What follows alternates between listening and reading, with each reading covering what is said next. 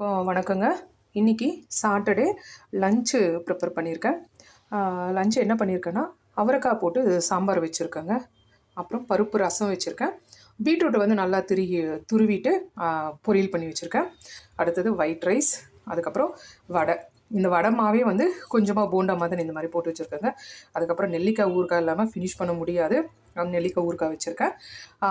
இன்றைக்கி என்னென்னா, வடை மாவு வந்துங்க எல்லாருக்கும் வடை சாப்பிட்ணுன்னு இருக்கும். ஆனால் சம்டைம்ஸு த்ரோட் இன்ஃபெக்ஷனாக இருக்கலாம், கோல்டாக இருக்கலாம், அதனால் அவாய்ட் பண்ண வேண்டியது இருக்கும். அதனால் நான் என்ன பண்ணியிருக்கேன்னா, மிளகு நல்லா வந்து மிளகு போட்டு ஒரு 4 பச்சரிசி போட்டு அரைச்சி கொரன்னு வடை சுட்டுருக்கேங்க.